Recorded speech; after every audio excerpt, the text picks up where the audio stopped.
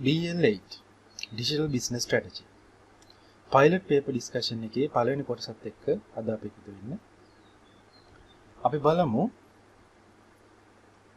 පළවෙනි ප්‍රශ්නේ ඉඳලා උපාය මාර්ගික තීරණයක ලක්ෂණ වඩාත් හොඳින් විස්තර කෙරෙන්නේ කුමක්ද? එතකොට ඔබට දීලා තියෙනවා පිළිතුරු හතරක්. එතකොට මේ පිළිතුරු හතරෙන් පළවෙනි පිළිතුර නිවැරදි කියලා ලකුණු කරලා තියෙනවා. එතකොට ඒ පිළිතුරේ තියෙන ආකාරයටම ඒ පිළිවෙලටම ඔබට ටෙක්ස්ට් බුක් එකේ බලා ගන්න පුළුවන්. මෙන්න මේ වගුවේ දක්වලා තියෙන ආකාරයට උපාය මාර්ග තියෙන ලක්ෂණ දක්වලා තියෙනවා. එතකොට අපි මේවට strategic decisions කියලා කියන්නේ. එතකොට මේ strategic decisions වල බොහෝමත්ම සංකීර්ණ ස්වභාවයක් තිබෙනවා. මොකද ඒවට ඒ තීරණ ගනිද්දී ගොඩාක් තොරතුරු විවිධ අංශ වලින් විශ්ලේෂණය කරලා ලබා ගන්න අවශ්‍ය නිසා ඒකත් එක්කම අවිනිශ්චිතතාවයක් ඇති වෙන්න පුළුවන්. මොකද මේ තීරණ අනාගතය සම්බන්ධව ගන්න තීරණ. එතකොට ඉදිරියේදී සිද්ධ වෙන්න පුළුවන් දේවල් වලට ආයතනය විසින් අද ගන්න තීරණ ඉදිරියේදී ක්‍රියාත්මක වෙන්න නියමිත දේවල් වලට ගන්න නිසා මේක අවිනිශ්චිත ස්වභාවයක් තිබෙන්න පුළුවන්. මේක මේ තීරණ ව්‍යවහාර මෙහෙයුම් කෙරෙහි බලපාන. ඒ කියන්නේ ආයතනයේ සෑම කටයුත්තකටම මේ තීරණ බලපාන්න පුළුවන්. ඒ වගේම මේ ආයතනයේ පමණක් නෙමෙයි සම්පූර්ණ සංවිධානය. මේ කියන්නේ group එකේම group of companies නම් මේ මුළු සංවිධානයේටම මේ මුළු group එකටම ආයතන සමූහයටම මේ තීරණ බලපාන්න පුළුවන්. එතකොට දීලා තියෙන පිළිතුර සංකීර්ණත්වය, අවිනිශ්චිතතාව, ව්‍යාපාර මෙහෙයුම් කෙරෙහි ඇති බලපෑම හා සමස්ත සංවිධානයේටම ඇති බලපෑම විදිහට පැහැදිලිව ලකුණු කරලා තියෙනවා. දැන් අපි යමු ඊළඟ ප්‍රශ්නට.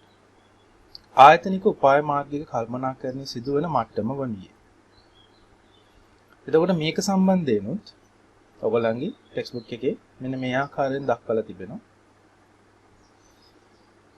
සංයුක්ත උපාය මාර්ග, ඒ කියන්නේ ඉහළම මට්ටම. අපි මේකට corporate strategy කියලා ඉංග්‍රීසියෙන් කියනවා. ආයතනික උපාය මාර්ග කියලත් මේකට පාවිච්චි කරන්න පුළුවන්. ආයතනික මට්ටමේ කියන්නේ ආයතනයේ ඉහළම මට්ටමේ ගන්න තියෙන හින්දා ආයතනික උපාය මාර්ග කියලා භාවිතා කරන්න පුළුවන්. ඊට පස්සේ දෙවන පෙළ විදිහට ව්‍යාපාරික ඒකක උපාය මාර්ග කියන්නේ business strategy. තුන්වෙනි මට්ටම එහෙම නැත්නම් මෙහෙයුම් මට්ටම operational law functional strategies විදිහට පාවිච්චි කරන්න පුළුවන්. එතකොට ඔයගොල්ලන්ට දීලා තියෙන පිළිතුරු හතරෙන් පළවෙනි පිළිතුරු නිවැරදි විදිහට ලකුණු කරලා තියෙනවා. සංයුක්ත මට්ටම, ව්‍යාපාර මට්ටම, ක්‍රියාකාරී මට්ටම. එතකොට මේ සංයුක්ත මට්ටම වෙනුවට ආයතනික මට්ටම කියලා සමහර වෙලාවට ලැබෙන්නත් පුළුවන්. එහෙම වුණ වෙලාවට ඒ පිළිතුර නිවැරදි පිළිතුර විදිහට පාවිච්චි කරන්න පුළුවන්. එතකොට corporate strategy කියලා කිව්වහම ඔයගොල්ලෝ දන්නවා ඇති ආයතනයේ අනාගතයට බලපාන, ඒ කියන්නේ දිගු කාලීන තීරණ විදිහට සලකන්න පුළුවන්. business strategy කියන්නේ ආයතනයේ වෙන්වෙන් භාණ්ඩ හා සේවා වෙන්වෙන්ව තිබෙන ආයතනයේ කොටස් වල ඒ කොටස විශ්ින් ගන්න තීන්දුව తీරන වලට business strategy කියලා හඳුන්වන්න පුළුවන්. operational function strategies කියන්නේ එදිනෙදා ආයතනයේ කටයුතු පවත්වාගෙන යාමට පාවිච්චි කරන තීරණ, එදිනෙදා ගන්න තීරණ ඒ කොටසට අයත් වෙන්න පුළුවන්. එහෙනම් අපි තුන්වෙනි ප්‍රශ්නයට යමු. තුන්වෙනි ප්‍රශ්නේ සඳහන් කරලා තියෙන්නේ මේ අමතර ජාලය හෙවත් extranet. එතකොට මෙතනට extranet කිව්වහම මේක අමතරව තිබෙන ජාලයක් කියලා ඔබට හැඟීමක් එන්න පුළුවන්. නමුත් මේ extranet කියන මේ extra කියන වචනයෙන් අදහස් වෙන්නේ මේක ආයතනය සමග බාහිරින් කටයුතු කළ හැකි ජාලය. external කියන අර්ථය තමයි මේකට එන්නේ. අන්න ඒ නිසා මම මේ අවස්ථාවේදී මේ ප්‍රශ්නේ තිබෙන අමතර ජාලය කියන කොටස වෙනුවට බාහිර ජාලය කියන කොටස වචනේ පාවිච්චි කරන්න තීරණය කරා. මෙතනට වඩාත් ගැලපෙන්නේ බාහිර ජාලය. කියන්නේ external network, extranet. එතකොට extranet කියලා මේ ඉංග්‍රීසි භාෂාවේ තියෙන ටෙක්ස්ට් බුක් එකෙන් මම මේ කොටස උපුටා ගන්නේ පැහැදිලි කිරීමේ පහසුවට. එතකොට extranet එකක තියෙන්න පුළුවන් කොටස් දෙකක්. ඒ කියන්නේ ආයතනයේ බාහිර පුද්ගලයන් සහ වෙනත් ආයතන සමග ගනුදෙනු කිරීමට මේ නෙට්වර්ක් එක පාවිච්චි කරන්න පුළුවන්. එතකොට ඒකට පොදු එක්ස්ට්‍රානෙට් කියලා අපි අදහස් කරනවා. ඒකත් අපි පාවිච්චි කරන ක්‍රියාවට අනුව ඉන්ට්‍රනෙට් සහ සුප්‍රනෙට් ආකාරයෙන් බෙදා වෙන් කරන්න පුළුවන්. එතකොට ඉන්ටර්නෙට් විදිහට පාවිච්චි කරන්නේ අපි ආයතනයේ තිබෙන කටයුතු වලට බාහිර පුද්ගලයන්ට, ඒ කියන්නේ සප්ලයර්ස්ලාට, වෙන්ඩර්ස්ලාට අපේ ආයතනෙත් සමග කටයුතු කරන්න ලබා දීලා තියෙන අපි කියන පෝර්ටල් එක. එහෙම නැත්නම් අපි ලොගින් එකක් දෙනවා ඒගොල්ලන්ට. එතකොට ඒ කටයුතු කරගෙන යන්න ඉන්ටර්නෙට් කියන කොටස පාවිච්චි කරන්න පුළුවන්. තවත් මේක අපි එතනින් එහාට අරගෙන ගියොත් මේකට හොඳ උදාහරණයක් විදිහට අපිට කියන්න පුළුවන් සුප්‍රනෙට් වලට ක්‍රිබ් ඉන්ෆර්මේෂන්. ක්‍රිබ් එකේ තිබෙන ඉන්ෆර්මේෂන් අපේ ආයතනයත් එක්ක සම්බන්ධ වෙලා තිබෙනවා. එතකොට මේකට තියෙන අපි ආයතනයත් එක්ක තියෙන සම්බන්ධ වෙන්නේ මේ ජාලයෙන් ක්‍රිබ් එකෙන් අපේ ආයතනයට අවශ්‍ය තොරතුරු ලබා ගන්න පුළුවන්. අප ආයතනයේ තියෙන ගන්ධනුකරුවන්ගේ ඒ ණය පිළිබඳ ඒ සියලු විස්තර මේ ජාලයට ලබා දෙන්නත් පුළුවන්. එතකොට මේ ඉන්ටර්නෙට් සහ එක්ස්ට්‍රානෙට් අතර තියෙන වෙනස වෙන්නේ ඉන්ටර්නෙට් එකේ සියලුම කොටස් අප ආයතන විසින් පාලනය කරනවා. සුප්‍රනෙට් එක අප ආයතන විසින් පාලනය වෙන්නේ නැහැ. අප ආයතනයේ මේකේ කොටස්කරුවෙක් පමණයි. එතකොට මේ විදිහට දීලා තියෙන පිළිතුරු හතරෙන් පළවෙනි පිළිතුර නිවැරදි විදිහට අපි ලකුණු කරගන්න පුළුවන්. සුප්‍රනෙට් සහ ඉන්ට්‍රනෙට්. එතකොට මෙතන නිවැරදි විය යුතුයි. මේක ඉන්ටර්නෙට් නෙමෙයි, ඉන්ට්‍රනෙට්. ඉන්ටර්නෙට් කියන්නේ අපි මේ ඉන්ටර්නෙට් සමාගමක් සමග අපි මුදල් ගෙවලා GB ප්‍රමාණයක් මිලදී අරගෙන අන්තර්ජාලය සැලසරන ක්‍රමවේදයෙන් ඉන්ටර්නෙට් කියන්නේ. මෙතනට මේ පළවෙනි පිළිතුරේ මෙන්න මේ කොටස නිවැරදි වෙන්න ඕන ඉන්ට්‍රනෙට් විදිහට. ඒ කියන්නේ එක්ස්ට්‍රානෙට් එකේ අප ආයතනයේ පාලනයේ සතුව තිබෙන කොටස සහ එක්ස්ට්‍රානෙට් එකේ අප ආයතනයේ පාලනයේ සතුව නැහැ. නමුත් අපි ඒ නෙට්වර්ක් එකේ කොටස්කරුවෙක් වෙනවා සුප්‍රනෙට්. එතකොට ඉන්ට්‍රනෙට් සහ සුප්‍රනෙට් විදිහට මේක සකස් වෙන්න අවශ්‍යයි. දැන් අපි යමු ඊළඟ ප්‍රශ්නෙට. මේ ප්‍රශ්නේ ඔයගලන්ට බලා ගන්න පුළුවන් නිවැරදි කිරීමකුත් තිබෙනවා. අපි බලමු ප්‍රශ්නේ මොකක්ද කියලා. අධ්‍යයන කාර්ය මණ්ඩලයට සිසුන්ගේ ශ්‍රේණි විශ්ලේෂණය කිරීමට හා තීරණ ගැනීම පහසු කිරීම සඳහා පිහිටුවා ඇති තොරතුරු පද්ධති. එතකොට මේකේ අපි බලාපොරොත්තු වෙන්නේ මේක ඔයගලන්ට මේකේ සිදුවෙන ක්‍රියාව සහ මේක මොන ගණයට අයත් වෙනවද, මේක කොහෙද වෙන්නේ කියන එක තේරුම් ගන්න. එතකොට අධ්‍යයන කාර්ය මණ්ඩලයට සිසුන්ගේ ශ්‍රේණි විශ්ලේෂණය කරනවා. ඒ කියන්නේ විශ්වවිද්‍යාලයක් හෝ අධ්‍යාපන ආයතනයක අධ්‍යයන කාර්ය මණ්ඩලය කියන්නේ ස්ටාෆ් ඉන්ටර්නල් ස්ටාෆ්. එතකොට සිසුන් කියන්නේ කස්ටමර්ස්. එතකොට මේ අභ්‍යන්තරව සිදුවන තොරතුරු විශ්ලේෂණයක් තමයි මේ සිද්ධ වෙන්නේ. එතකොට බාහිර පුද්ගලයන් සමග සම්බන්ධ වීමක් සිද්ධ වෙන්නේ නැහැ. අධ්‍යාපන ආයතන ඉගෙන ගන්න ශිෂ්‍යයන්ගේ ලකුණු ඒ සියලු විස්තර අභ්‍යන්තරයේ පවතින ජාලේ අඩංගු වෙනවා. එතකොට ඒ අවශ්‍ය ලකුණු මේකට ලබා දෙන්න, ඒකේ තියෙන ග්‍රේඩ් එක දාන්න, ඒ වගේ දේවල් කරන්න කාර්ය මණ්ඩලයට, ඒ කියන්නේ ලෙක්චරර්ස්ලාට මේ software එකත් එක්ක සම්බන්ධ වෙන්න පුළුවන්. එතකොට මේකේ දීලා තියෙන පිළිතුර වලින් ඔයගොල්ලෝ බැලුවොත් එක්ස්ට්‍රානෙට් කියන්නේ බාහිර පුද්ගලයන් සමග, බාහිර ආයතන සමග සම්බන්ධ වීම. එතකොට ඒක ගැලපෙන්නේ නැහැ. තොරතුරු පද්ධතියක නිදසුනක් විදිහට ඩේටාබේස් එකක් අපිට සලකන්න බෑ.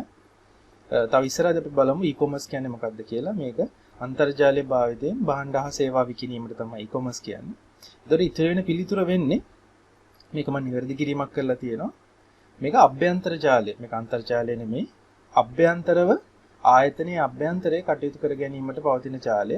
එහෙම නැත්නම් ඉන්ට්‍රානෙට් විදිහට තමයි මේක අපි හඳුන්වන්නේ. මේක ඉන්ට්‍රනෙට් නෙමෙයි. අපි කලින් ප්‍රශ්නේ බැලුවා වගේ බාහිරත් එක්ක සම්බන්ධයක් නැහැ. අභ්‍යන්තරයේ තියෙන කරුණු මේවා. එතකොට ඉන්ටර්නල් නෙට්වර්ක් කියන එක තමයි මෙතනින් අදහස් වෙන්නේ. ඒක අපි ඉන්ට්‍රනෙට් කියලා සලකනවා. එතකොට නිවැරදි පිළිතුර වෙන්නේ අභ්‍යන්තර ජාලය, එහෙම නැත්නම් ඉන්ට්‍රනෙට්. ඔයගලන්ට මෙන්න මේ පල්ලෙහෙන් පේන කොටස මම සිලබස් එකෙන් ලබා ගත්තේ. මෙතන වෙන්කර හඳුනා ගැනීමක් සිදු කරලා තියෙනවා. අන්තර්ජාලය කියන්නේ සාමාන්‍ය මහජනයා තොරතුරු හොමාරු කරන්න දේවල් ලබා ගන්න පාවිච්චි කරන network එක. අභ්‍යන්තර ජාලය කියන්නේ ආයතනයක් ඇතුළත ඒගොල්ලන්ට පෞද්ගලිකව ඒගොල්ලන්ගේ තොරතුරු කටයුතු පවත්වාගෙන යන්න සාදා ගන්න ජාලය. බාහිර ජාලය කියන්නේ ඕනෑම ආයතනයක් බාහිර පුද්ගලයාත් සමග බාහිර ආයතනත් සමග තොරතුරු හුවමාරු කරගන්න සකසා ගන්න ජාලය. හරි. දැන් අපි යමු පස්වෙනි ප්‍රශ්නෙට. පස්වෙනි ප්‍රශ්නේ. දත්ත කැණීම. එහෙම නැත්නම් data mining. දත්ත කැණීම අරමුණු වඩාත් හොඳින් විස්තර කරන ප්‍රකාශය කුමක්ද? එතකොට දත්ත කැණීම කිව්වහම මේ පල්ලෙහෙන් මම දක්වලා තිබෙනවා ඉංග්‍රීසි යෙදුම. Software data mining software looks for hidden patterns and relationships in large pools of data. ඒ කියන්නේ සැඟවුණු රටා සහ සම්බන්ධතා. මේ දත්තවල ඕනෑම දත්ත සමූහයක අපිට බැලුමට පේන්නේ නැති සැඟවුණු රටා හා සම්බන්ධතා තමයි data mining වලින් අපි සොයා ගන්න උත්සාහ කරන්නේ. එතකොට data mining කිව්වම මේ තියෙන පිළිතුරු හතරෙන් ලබාගත් දත්තවල නොදන්නා රටා සොයා ගැනීම කියන පිළිතුර වඩාත්ම ගැලපෙනවා. දැන් මේ තියෙන ඔයගොල්ලන්ගේ ටෙක්ස්ට් බුක් එකෙන් සිංහල මාධ්‍ය පත්පොතේ මම ලබාගත්ත කොටස. ඒකට එහිත් සඳහන් වෙන්නේ දත්ත කැණීම මුලකාංග විශාල දත්ත සංචිතවල සැඟවුණු රටා සහ සම්බන්ධතා සොයයි. ඒතර ඉතිරි පිළිතුරු වලට වඩා මේ පිළිතුරේ කියවෙන දේ data mining වලට එහෙම නැත්නම් දත්ත කැණීමට වඩාත් ගැලපෙනවා. හරි. 6 වෙනි ප්‍රශ්නට අපි යමු.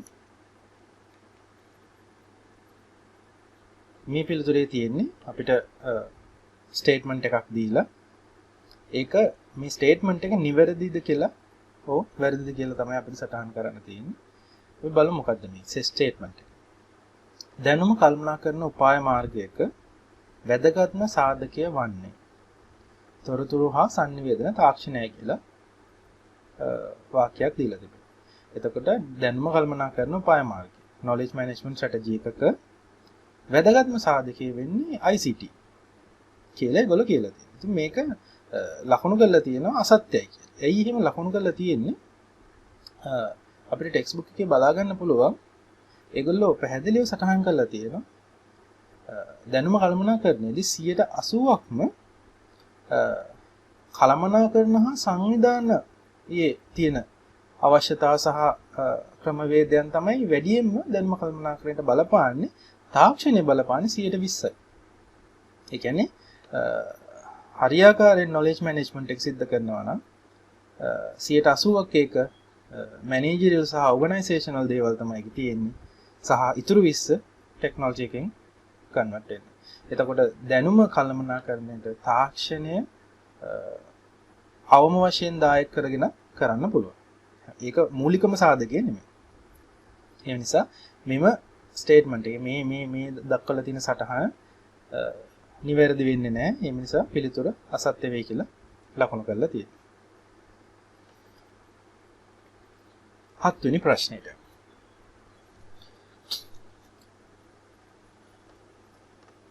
හිස්තැන් පෙරවීමක් බලාපොරොත්තු වෙන මෙතන යනු නව විද්‍යාත්මක හා තාක්ෂණික දැනුම ලබා ගැනීමට සිදු කරන්නා වූ පරීක්ෂණ වන අතර ඉගෙන මෙතනට අපි දාන්න ඕන එක පරීක්ෂණ වර්ගයක්. මේ පරීක්ෂණ වර්ගය නව දැනුම ලබා ගන්න සිදු කරන පරීක්ෂණ වර්ගයකට නමක් තමයි මෙතනට දාන්න ඕන. වන අතර යනු බොහෝ විට වාණිජමය අංගයක් ඇති නිශ්චිත ප්‍රායෝගික ඉලක්කයක් හෝ යෙදුමක් පවතින පරීක්ෂණ වර්ගය. ඒත් අපිට මේ ප්‍රශ්නෙම්ම තේරෙනවා පරීක්ෂණ වර්ග දෙකක් ගැන අහනවා. එකක් නව විද්‍යාත්මක හා තාක්ෂණ දැනුම ලබා ගැනීමම අරමුණු කරගෙන කරන පරීක්ෂණ සහ අනිත් එක වාණිජමය පරමාර්ථයෙන් කරන පරීක්ෂණ. එතකොට ඔයගලන්ට මේ ටෙක්ස්ට් බුක් එකේ මෙන්න මේ කොටසෙන් බලන්න පුළුවන්. ඒකේ දක්වලා තිබෙනවා අසංකීර්ණ පරීක්ෂණ, විවහාරික පරීක්ෂණ. ඒ කියන්නේ pure research and applied research. එතකොට pure research කියලා ඒගොල්ලෝ දක්වලා තියෙන්නේ මේකේ වාණිජමය පරමාර්ථයක් නැහැ. අපි නොදන්න දේ රටක් වශයෙන් අපි දැනුමට එකතු කළ ගත යුතු දේ සඳහා කරන පරීක්ෂණ. එතකොට මේ පරීක්ෂණයේ ප්‍රතිඵලයක් විදිහට අපිට මාකට් එකට දාන්න පුළුවන් භාණ්ඩයක් හෝ සේවාවක් ලැබෙන්නේ නැහැ. මේකෙන් සිද්ධ වෙන්නේ නව දැනුමක් සොයා ගැනීම. එතකොට විවහාරික පරීක්ෂණ. එහෙම නැත්නම් ඇප්ලයිඩ් රිසර්ච්. ඇප්ලයිඩ් කියන්නේ මේ රිසර්ච් එකේ ප්‍රතිඵලය අපි ඇප්ලයි කරනවා, භාවිතා කරනවා. එතකොට ඇප්ලයිඩ් රිසර්ච් එක මේ වගේම තමයි නව දැනුම තමයි ලබා ගන්න, තාක්ෂණික දැනුම ලබා ගන්නවා. නමුත් මේ පරීක්ෂණවල අවසාන ප්‍රතිඵලය වන්නේ ප්‍රොඩක්ට් එකක් හෝ සර්විස් එකක් වෙළඳපොළට හඳුන්වා දීම තමයි මේකේ අවසාන ප්‍රතිඵලය වන්නේ. එතකොට මේ වගය දක්වලා තියෙන ආකාරයට තව කොටසක් සංවර්ධනය විදිහට තියෙන. ඒ කියන්නේ පරීක්ෂණ කරන්න පුළුවන්. එහෙම නැත්නම් තිබෙන දෙයක් තව වැඩි දියුණු කරන්න පුළුවන්. එතකොට පරීක්ෂණ හා සංවර්ධන අපි පොදුවේ පාවිච්චි කරන වචනයක් විදිහට research and development කියලා කිව්වොත් ඔයගලන්ට වඩා පැහැදිලි වෙයි. එතකොට research කියන එක මේ විදිහට commercial value එකක් එන්න කරන්නත් පුළුවන්. එහෙම නැත්නම් දැනුම වැඩි කරගන්න කරන්නත් පුළුවන්. ඒත් ඔයගලන්ට තේරෙනවද pure research? ඒ කියන්නේ මෙන්න මේ ගණිතයට වැටෙන පරීක්ෂණ සාමාන්‍යයෙන් පෞද්ගලික ආයතන සිද්ධ කරන්නේ නැහැ. මොකද ඒගොල්ලෝ මේ වියදම් කරන මුදල් වලට නැවතත් ප්‍රතිලාභයක් බලාපොරොත්තු වෙනවා. ඒ කියන්නේ ROI එකක්, return on investment බලාපොරොත්තු වෙනවා. එතකොට මේ සොයාගන්න දැනුම මුදල් ඉපයීමට නොහැකි නිසා මේ ගණීය පරීක්ෂණ බොහෝ වෙලාවට විශ්වවිද්‍යාල සහ රජයට සම්බන්ධ ආයතන වලින් පමණයි සිද්ධ වෙන්නේ. මේ ගණීය පරීක්ෂණ තමයි පෞද්ගලික ආයතනවලින් සිද්ධ වෙන්නේ. මොකද ඒගොල්ලන්ට මේකෙන් මුදල් නැවත සොයා ගන්න පුළුවන් නව නිපැයුම්, නව භාණ්ඩ වෙළඳපොළට හඳුන්වා දීලා.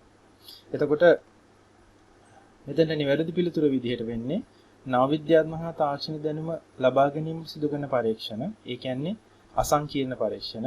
ඒ කියන්නේ pure research. මෙතෙන්ට අපිට ලබා ගන්න පුළුවන් වාණිජමය අංගයක් ඇති නිශ්චිත ප්‍රායෝගික ඉලක්කයක් වෙනුවෙන් කරන පරීක්ෂණ. එහෙමත් නැත්නම් විවහාරික පරීක්ෂණ.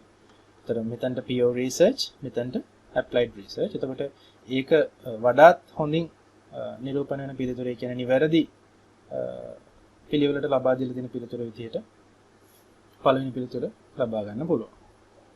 අපි දැන් යමු 8 වෙනි ප්‍රශ්නෙට.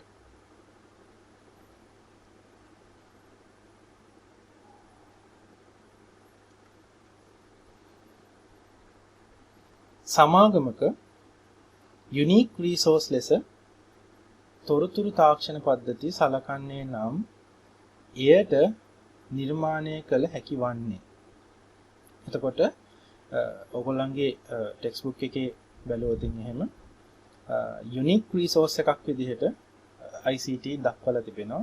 එතකොට මෙතන මම අද්විතීය වෙනුවට ආවේනික කියන වචනේ පාවිච්චි කරලා තියෙනවා වඩාත් හොඳින් ඒක විස්තර කරන්න අවශ්‍ය නිසා. එතකොට මේක ඔයගොල්ලන්ගේ ටෙක්ස්ට් බුක් එකේ දැන් මම මේ උපුටා අරගෙන තියෙන්නේ ඉංග්‍රීසි මාධ්‍ය කොටස ටෙක්ස්ට් බුක් එකේ තියෙන. සිංහල මාධ්‍ය කොටසෙත් මේ කොටස ඔයගොල්ලන්ට බලා ගන්න පුළුවන්. එතකොට මෙතන මේගොල්ලෝ කියනවා information technology systems for many companies are a key element. කියන්නේ මූලික අංගයක් තමයිලු information technology systems. Without IT systems they could not compete successfully. මේ IT systems හරි විදිහට ආයතනයේ පවත්වා ගන්නේ නැතුව වෙළඳපොලේ තරඟ කරන්න ඒගොල්ලන්ට අපහසුයි. IT systems may possibly become a unique resource. දැන් මෙතනත් මේ ප්‍රශ්න දක්වලා තියෙනවා unique resource. ඒ කියන්නේ ආවේනික සම්පතක්. ඒ කියන්නේ IT systems ආවේනික සම්පතක් වෙන්න පුළුවන්. එහෙම ආවේනික සම්පතක් වුණාම මේ ආයතනයේ core competence එක සහ competitive advantage එක. ඒ කියන්නේ තරඟකාරී වාසිය සහ හර නිපුණතාවය ලබා ගැනීමට ආයතනයකට මේ ICT කියන්නේ IT systems පාවිච්චි කරන්න පුළුවන්. එම නිසා පළවෙනි පිළිතුර නිවැරදි පිළිතුර විදිහට ලකුණු කරලා තියෙනවා. ඔයගලන්ට වැඩිදුර මේක කියවලා අධ්‍යයනය කරගන්න පුළුවන් ටෙක්ස්ට් බුක් එක බැලුවොත්. හරි. 9 වෙනි ප්‍රශ්නේ. වලාකුළු පරිගණකයේ වඩාත්ම වැදගත් වාසිය වන්නේ පහත් සඳහන් ඒවායින් කවරේද? එතකොට වලාකුළු පරිගණකය කියලා සඳහන් කරන්නේ අපි බොහෝ දෙනෙක් දන්න cloud computing කියන යෙදුම. එතකොට මම මේක පැහැදිලි කරගන්න මෙන්න මේ English textbooks එකෙන් මේක අරගෙන තියෙනවා. It is also worth considering cloud computing and infrastructure. Organizations now have more control over how and where systems and information are stored. In contrast, on-premise systems and data are often outsourced and managed in a hosted location, providing increased storage, faster processing, and improved options for upscaling. එතකොට මේ cloud computing කියන ක්‍රමවේදයෙන් මෙන්න මේ වාසි ලබා ගන්න පුළුවන් cloud computing වලට කලින් තිබුණු ක්‍රමවේදවලට වඩා. එතකොට පළවෙනි පිළිතුර ලබා දීලා තියෙන්නේ වැඩි ගබඩා කිරීමේ ඉඩකඩ ලබා දීම වේගවත්. එතකොට providing increased storage. ඒ කියන්නේ cloud computing වල එක් ගුණාංගයක් තමයි වැඩි ඉඩක් ලබා ගන්න අපිට වැඩියෙන් දත්ත ගබඩා කරන්න සීමාවක් නැහැ. අපිට ගබඩා කරන්න පුළුවන් අපිට අවශ්‍ය ප්‍රමාණයට දත්ත. සැකසුම් සහ ප්‍රවේගය. ඒ කියන්නේ fast processing. ඒකත් cloud computing වල එක ගුණාංගයක්. කලින් තිබිච්ච ක්‍රමවේද වලට වඩා ඉතා වේගයෙන් කටයුතු කරන්න මේ cloud computing ක්‍රමවේගයේ ඉඩ කඩ ලබා දෙනවා. ඉහළ නැංවීම සඳහා වැඩි දියුණු කළ විකල්ප. ඒ කියන්නේ upscaling. දැනට තිබෙන අපිට ලබා දීලා තිබෙන ක්‍රමවේදය ඊටත් වඩා ඉහළ ක්‍රමවේදයකට ඉහළ නංවන්න මෙතන විකල්ප අපිට ලබා දීලා තියෙනවා. ඒ කියන්නේ options දෙනවා අපිට මේක තව improve කරගන්න, upgrade කරගන්න, upscale කරගන්න මේ cloud computing ක්‍රමවේදයෙන් තමයි මේ හැම දෙයක්ම අපිට ලබා ගන්න පුළුවන්. මීට කලින් තිබිච්ච ක්‍රමවේදවල මෙච්චර නම්‍යශීලී වෙන්නේ නැහැ ඉහළ නැංවීම සහ වැඩි දියුණු කර ගැනීම සඳහා. එතකොට මේ විදිහට බැලුවොත් ABC කියන තුනම බලාකුළු පරිගණක එහෙම නැත්නම් cloud computing වල ගුණාංග වාසි විදිහට හඳුන්වන්න පුළුවන්. එතකොට නිවැරදි පිළිතුරු විදිහට ඉහත සියල්ලම කියලා ලකුණු කරන්න පුළුවන්. දැන් අපි 10 වෙනි ප්‍රශ්නෙට යමු. ඉස්තැනක් යනු ටෙක්ස්ට් හා ග්‍රැෆික් ආකාරයෙන් තොරතුරු සපයන ස්ක්‍රීන් එකතුවකි. ඒවයින් ඕනෑම එකක් තිරේ ඇති සුදුසු ලින්ක් එක ක්ලික් කිරීමෙන් නැරඹිය හැකියි. එතකොට අපිට මතක් වෙන්නේ වෙබ්සයිට් එකක තිබෙන ගුණාංග තමයි මේ සඳහන් කරන්නේ. එතකොට වෙබ්සයිට් එකක වෙබ් පේජස් කීපයක් තියෙනවා. එතකොට ඕනම වෙබ් පේජ් එකක් සැකසීලා තියෙන්නේ ටෙක්ස්ට් සහ ග්‍රැෆික්ස් ආධාරයෙන්. මේ වෙබ් පේජස් වල එකකින් එකකට වෙනත් අංශ වෙත යන්න ලින්ක්ස් දීලා තියෙනවා අපිට. එතකොට මේ වෙබ් පේජස් වල එකතුවක් අපිට වෙබ්සයිට් එකක් විදියට සලකන්න පුළුවන්. ඒතර මම ඉංග්‍රීසි ටෙක්ස්ට් බුක් එකෙන් අරගෙන තියෙන කොටස මේ පල්ලෙහා තියෙන්නේ. A website is a collection of web pages. Website එකක් කියන්නේ වෙබ් පේජස් වල එකතුවක්. Providing information in text and graphic. text සහ graphic ආකාරයෙන් information ලබා දෙනවා. Any of which can be viewed by clicking the appropriate link on the screen. ඒ ඕනම information එකකින් තව information එකකට අපිට යන්න පුළුවන් link එකක් click කරලා මේ web pages වල තියෙනවා. The internet enables computers across the world to communicate via telecommunication links. හැබැයි internet කියලා කිව්වහම website එකට වඩා වෙනස් දෙයක්. internet කියන්නේ මේ අපිට සංවේදනයට ඉඩ ලබා දෙන ක්‍රමවේද. එතකොට internet හරහා තමයි අපි ඊමේල් පණිවිඩ එහෙම නැත්නම් වෙබ් අඩවි වලට වෙබ්සයිට්ස් වලට පිවිසෙන්නේ මේ ඉන්ටර්නෙට් හරහා. එතකොට ඉන්ටර්නෙට් කියන්නේ මේ දේවල් වලට ප්‍රවේශ වෙන්න තියෙන මාධ්‍යයක්. එතකොට අන්තර්ජාලය එහෙම නැත්නම් ඉන්ටර්නෙට් කියන්නේ ටෙක්ස්ට් සහ ග්‍රැෆික් තියෙන ස්ක්‍රීන්ස් ඒවල එකතුවක් වෙන්නේ නැහැ. මේක වෙබ් අඩවි වලට යන්න අපිට තියෙන මාධ්‍යයක්. වෙබ් පේජ් එකක් කියන්නේ ටෙක්ස්ට් සහ ග්‍රැෆික්ස් ලින්ක්ස් තියෙන දෙයක්. නමුත් ඒක තිර එකතුවක් නෙමෙයි. ඒකතුවක් වුණොත් වෙන්නේ වෙබ්සයිට් එකක් නිර්මාණය වීම. එතකොට වෙබ්සයිට් එකක තියෙන web pages world wide web කියන්නේ මේ වෙබ්සයිට්ස් ඔක්කොම එකතු කරාම ඉන්ටර්නෙට් එකේ තියෙන සියලුම audio video සෑම දත්තයක්ම අපිට world wide web විදිහට හඳුන්වන්න පුළුවන්. එතකොට ඉන්ටර්නෙට් කියන්නේ මාධ්‍ය, world wide web කියන්නේ මේ මාධ්‍ය මතින් අපිට ලබා ගන්න පුළුවන් සියලුම තොරතුරු. එතකොට ඒ තොරතුරු වලට අයිති වෙනවා තියෙන සියලුම වෙබ්සයිට්ස්. එතකොට මේ වෙබ්සයිට්ස් හැදිලා තියෙන්නේ වෙබ් පේජස් වලින්. එහෙනම් මෙතනට පිළිතුර විදිහට ලකුණු කරලා තියෙනවා. පළවෙනි පිළිතුර වෙබ් අඩවිය යනු ටෙක්සාග්‍රැෆික් ආකාරයෙන් තොරතුරු සපයන ස්ක්‍රීන්ස් වල එකතුවක්. ඒ වයින් ඕනම එකක් තිරේ ඇති ලින්ක් එක ක්ලික් කරලා නරඹන්න පුළුවන්. එතන පළවෙනි පිළිතුර තමයි නිවැරදි පිළිතුර වෙන්නේ. 11 වෙනි ප්‍රශ්න. ආයතනය තාක්ෂණය සඳහා ආයෝජනය කිරීමට හේතුවක් නොවන්නේ පහත සඳහන් ඒවායින් කවරක්? එතකොට මේ ප්‍රශ්නේ බලද්දි මම ඉංග්‍රීසි version එකෙන් මෙන්න මේ කොටස ලබා ගත්තා ඉංග්‍රීසි ටෙක්ස්ට් බුක් එකෙන්. ඒකේ ඒගොල්ලෝ කියලා තියෙනවා මෙන්න මේ කාරණා තුන හේතු වෙන්න පුළුවන් ඕනම ආයතනයක් තමන්ගේ තිබෙන තාක්ෂණය වැඩි දියුණු කිරීම සහ අලුතෙන් තාක්ෂණය ආයතන වෙත ලබා ගන්න මුදල් වියදම් කරන්න සූදානම් වෙන අවස්ථා විදිහට සලකලා තියෙනවා. ඒ කියන්නේ වෙනත් ආයතනයක් සමග තරඟකාරීව ඉදිරියට යන්න අවශ්‍ය වෙච්ච වෙලාවක තාක්ෂණය අවශ්‍ය වෙච්ච වෙලාවක ආයෝජනය කරන තාක්ෂණයට එහෙමත් නැත්නම් වෙළඳපොලේ නොනැසි රැඳී සිටින්න සර්වයිවල් ස්ට්‍රැටජි එකක් විදිහට තාක්ෂණය අවශ්‍ය වෙන්න පුළුවන් සමහර වෙලාවට. එතකොට ඒ සඳහාත් ආයෝජනය කරනවා.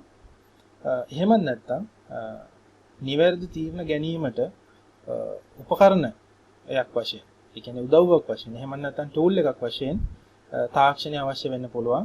ඒ කියන්නේ දැනට තාක්ෂණයේ තිබෙන තොරතුරු විශ්ලේෂණය කළා අනාගතයේදී කොහොමද මේ ආයතනයේ තියෙන දේවල් හැසිරෙන්නේ කොහොමද කියලා ප්‍රෙඩික්ෂන් එකක් පුරෝකථනයක් කරලා ඒ වගේ තීරණ ගන්න අවශ්‍ය වෙච්ච වෙලාවට තාක්ෂණය සඳහා වියදම් කළා ඒ තාක්ෂණය ආයතනට ලබා ගැනීමක් සිද්ධ කරනවා.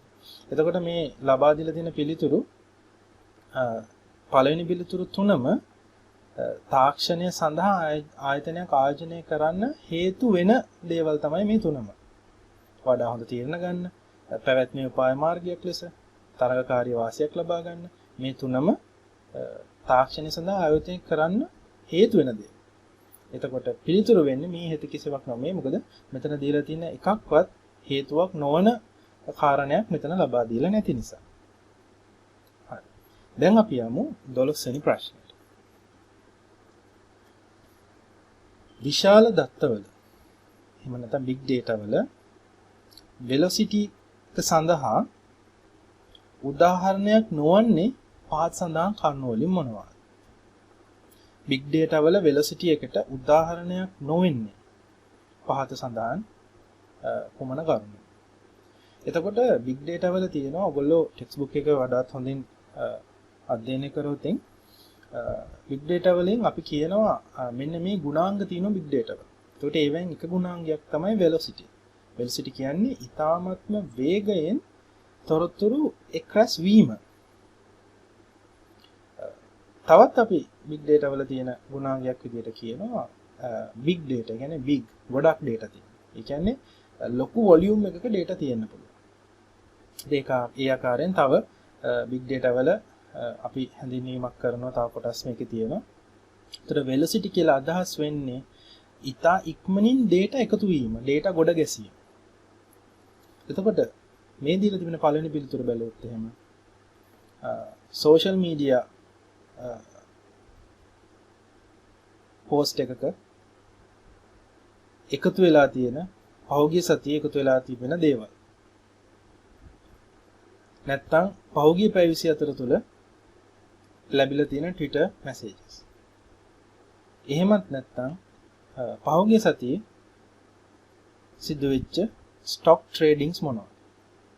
මේ ඔක්කොගෙම නිරූපණය වෙන්නේ දත්ත ඉතා ඉක්මනින් එකතු වීම, දත්ත ඉතා ඉක්මනින් නිර්මාණය වීම, දත්ත ඉතා ඉක්මනින් ජනනය වීම. ඒ කියන්නේ දත්තවල velocity එක එහෙම නැත්නම් ප්‍රවේගය ගැන අපිට ඉංගියක් දෙන පිළිතුර තමයි මේ පළවෙනි තුන. අවසාන පිළිතුර. ඒ කියන්නේ 1980 සිට එකතු කරගත්ත සෙන්සස් data. ඒ කියන්නේ දැන් ඒක 1980 ඉඳන් සෙන්සස් data එකතු කරලා ඉවරයි. ඒක එකතු වෙමින් පවතින ශීඝ්‍රතාවයක් අපිට අඟවන්නේ නැහැ. හැබැයි ඒකෙන් අපිට ඇඟ වෙනවා මේක 1980 ඉඳන් සෙන්සස් data කිව්වහම මහා විශාල data ප්‍රමාණයක්. ඒකට ඒකෙන් අදහස් වෙන්නේ volume එක. velocity එක නෙමෙයි. එතකොට මෙතන volume එක අදහස් වෙන්නේ මේ D කියන උත්තරේ ඒක velocity එක සම්බන්ධව කතා කරද්දී මෙතන උදාහරණයක් විදිහට ගන්න බැරි කරුණක් තමයි ඒකින්ද මේක නිවැරදි පිළිතුර වෙනවා. ඊටු තුනම දත්ත එකතු වීම සහ ජන්‍ය වීමේ වේගය පිළිබඳ කතා කරද්දී උදාහරණ විදිහට ගන්න පුළුවන් තුනක්. එතකොට English textbook එකේ මෙන්න මේ ආකාරයට තමයි ඒකේ සඳහන් කරලා තියෙන්නේ. උදාහරණ විදිහට social media post of a country in last week කුමක් හෝ රටක කොච්චර social media post ප්‍රමාණයක් ගිය සතියේ නිර්මාණය වෙලා තියෙනවද මිනිස්සු අතින් කියලා බැලුවොත් එතන අපිට ලැබෙන්නේ කොච්චර ප්‍රවේගයෙන් මේක නිර්මාණය වුණාද කියන හැඟීම.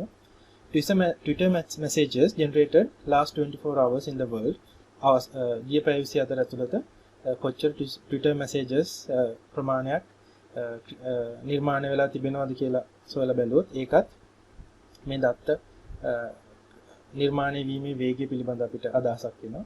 ඒ වගේම stock trade last week all around the world ගිය සතියේ කොච්චර stocks trade වෙලා තියෙනවද කියලා බැලුවොත් එතනින් අපිට අදහස් වෙන්නේ විශාල වේගයකින් මේ දත්ත නිර්මාණය වීම. දැන් අපි යමු 12 වෙනි ප්‍රශ්නෙන් 13 වෙනි ප්‍රශ්නෙට. මේ ප්‍රශ්නේදී කතා කරන්නේ innovation ගැන. නව උත්පාදනය. එතකොට innovation යනු හිස්තැනක් ඌ නව නිෂ්පාදනයක් හෝ සේවාවක්. එතකොට innovation කියලා ගත්තාම මේ ඉංග්‍රීසි මාධ්‍ය ටෙක්ස්ට් එකෙන් මම මේ කොටස ලබා ගත්තේ. ඒගොල්ලෝ සඳහන් කරලා තියෙන මෙන්න මේ විදිහට innovation කියලා involves the conversion of new knowledge into a new product, process or service. ඒ කියන්නේ අලුතෙන් සොයාගත්ත දැනුම නව භාණ්ඩයක් ක්‍රමවේදයක් හෝ සේවාවක් ක්‍රියාවලියක් හෝ සේවාවක් බවට පත් කිරීම මේකෙදි සලකනවා කියලා. මේ ලබාගත් නව ප්‍රොඩක්ට් එක ප්‍රොසෙස් එක හෝ සර්විස් එක භාවිතයට ගැනීම වෙනකම්ම මේ ඉනෝවේෂන් කියන එකට ඒ කියන්නේ භාවිතයට ගැනීමට හැකි නව නිෂ්පාදනයක් හෝ භාණ්ඩයක් හෝ ක්‍රියාවලියක් මේකට අදාළ වෙනවා. එතකොට ඉනෝවේෂන් කියලා කිව්වහම වාණිජකරණය කරන්න පුළුවන්, ඒ කියන්නේ භාවිතයට ගන්න පුළුවන්. ඒ කියන්නේ වාණිජකරණය කමර්ෂියලයිස් කරන්න පුළුවන්. නිෂ්පාදනයක්, එහෙමත් නැත්නම් ක්‍රියාවලියක්, එහෙමත් නැත්නම් සේවාවක්. Product, process or service. Product, process or service. එතකොට innovation යනු commercialize which product එකක්, process එකක් හෝ සේවාවක්. එතකොට පළවෙනි පිළිතුරේ තමයි ඒක නිවැරදිව දක්වලා තිබෙන්නේ. දැන් අපි යමු 14 වෙනි ප්‍රශ්නෙට. Disruptive innovation. Disruptive innovation සඳහා වඩාත් නිවැරදි ප්‍රකාශනය හෝ ප්‍රකාශන වන්නේ පාත් සඳහන් කවරද? අපි ඊට කලින් බලමු මේ disruptive innovation කියන්නේ කුමක්ද කියලා. නිෂ්පාදනයක් හෝ සේවාවක් වෙළඳපොළ පාරිභෝගික අවශ්‍යතාවය නිර්දය ලෙස සපුරාලන අතර පසුව වෙළඳපොළ ඉහළට ගෙන යන අතර අවසානයේදී ස්ථාපිත තරඟකරුවන් විස්ථාපනය කරන ක්‍රියාවලියක් විස්තර කරයි. එතකොට අපිට සමහර උදාහරණ ගන්න පුළුවන්. සමහර ප්‍රොඩක්ට්ස් අපි දන්න ප්‍රොඩක්ට්ස් ඉස්සර තිබුණ දේවල් ගොඩාක් ජනප්‍රිය වෙච්ච ප්‍රොඩක්ට්ස් තියෙන්න පුළුවන්. ඒක ලෝකෙම පාවිච්චි කරපු දෙයක් වෙන්න පුළුවන්. උදාහරණයක් විදිහට අපි ගත්තොත් ඔයගොල්ලන්ට මතක ඇති අපි සින්දු අහන්න අවුරුදු ගානකට කලින් පාවිච්චි කරා මේ කැසට් ටේප්ස්. එතකොට සින්දුවක් අහන්න සින්දුවක් ගුවන් විදුලියේ ඒවලේ ප්‍රචාරය වෙන සින්දුවක් ඇරෙන්න අපිට කැමති වෙලාවට පඩිගත කරපු සින්දුවක් අහන්න අවශ්‍ය නම් අපිට තිබුණු හොඳම විකල්පය එකම විකල්පය නෙමෙයි හොඳම විකල්පය සහ සෑහෙන ප්‍රමාණයක් ජනතාව පාවිච්චි කරපු විකල්පය විදිහට කැසට් පටි හඳුන්වන්න පුළුවන්. එතකොට හැම කෙනෙක්ගේම ගෙදර වගේ කැසට් පටි දාන්න පුළුවන් උපකරණයක් කැසට් ප්ලේයර් එකක් තිබුණා. ඒක මිලෙනුත් ඒ දවස්වල අඩුයි. ගොඩක් දෙනා පාවිච්චි කරපු නිසා. එතකොට ඒ තාක්ෂණය අපි පාවිච්චි කරගෙන ඉන්න අතරේ අපිට ආවා disruptive innovation එක. ඒ disruptive innovation එක තමයි CD30.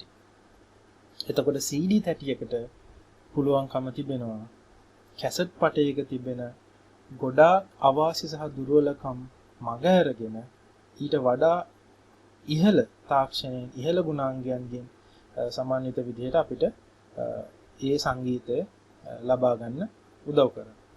එතකොට ඒකින් සිද්ධ වුණේ අවුරුදු කීපයක් ඇතුළත, ඒ කියන්නේ CD හඳුන්වා දීලා අවුරුදු කීපයක් ඇතුළත කැසට් පටි සම්පූර්ණයෙන්ම භාවිතයෙන් ඉවත් වෙලා ගියා.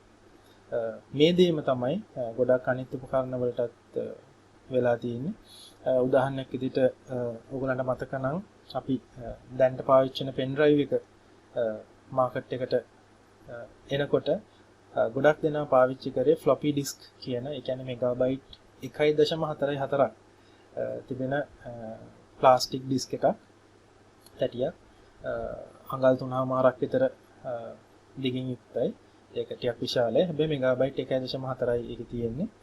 ඒක තමයි හැමදෙනෙක්ම වගේ පාවිච්චි කරේ තමන්ගේ දේවල් තන තන ගෙන යන්න.